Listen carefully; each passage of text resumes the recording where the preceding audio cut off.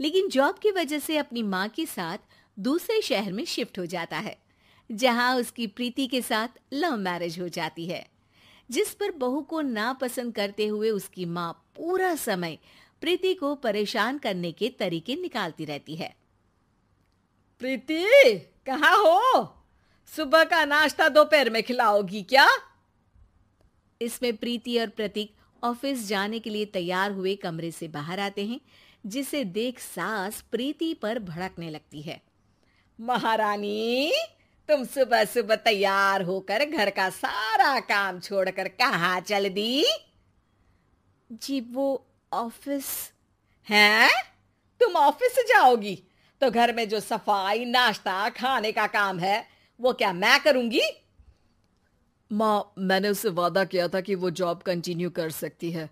अरे वाह जी वाह, दोनों आपस में सलाह कर फैसले ले लिए। मैं क्या यहाँ बेवकूफ बैठी हूँ? मुझसे पूछना किसी ने जरूरी नहीं समझा? मम्मी, आप फिक्र ना करें, मैं आज ही रेजिग्नेशन दे दूंगी। प्रीति ऑफिस के लिए चली जाती है और अगले दिन से जॉब छोड़ घर के कामों में लग जाती है, लेकिन साथ ही उदास भी रहने लगती है, जिसे देख प्रतीक को अच्छा नहीं लगता।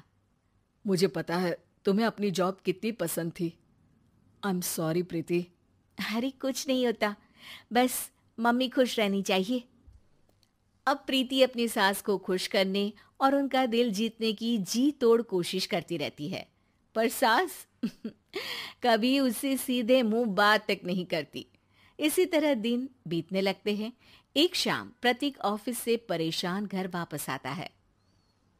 माँ, चाची का फोन आया था। दादी की तबीयत बहुत खराब है, हमें दिल्ली जाना होगा।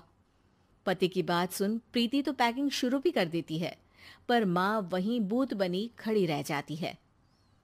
लगता है मम्मी अपनी सास से बहुत प्यार करती हैं, तभी उनके बीमार होने की खबर सुन शॉक में आ गई। ये प्यार नहीं, परेशानी है।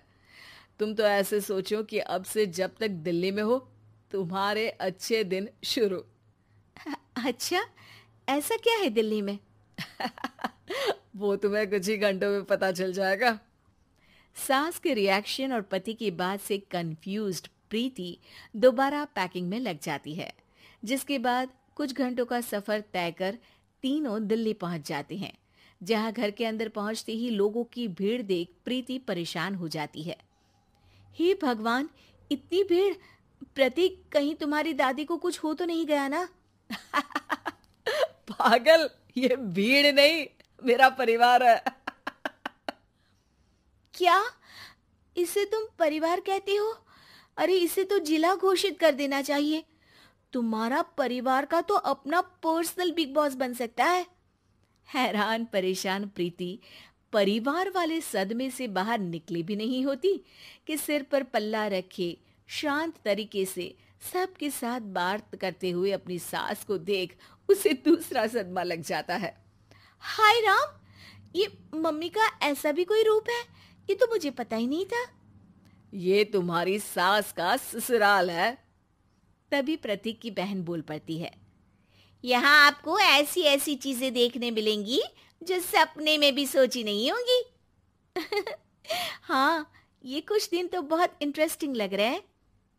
सब एक साथ दादी के कमरे में जाते हैं, जहाँ पहुंचते ही उसे दादी की आवाज सुनाई देती है। क्यों रे, सास से मिलने की फुर्सत मिल गई? दूसरे शहर जाकर छूट क्या मिली? तुम तो भटकता पंछी बन गई। इतने समय में ये तक नहीं पूछा कि जिंदा भी हूं या मर गई।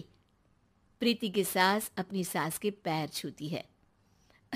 अरे कैसी बात कर रही है मम्मी, आपको तो मेरी उम्र भी लग जाए।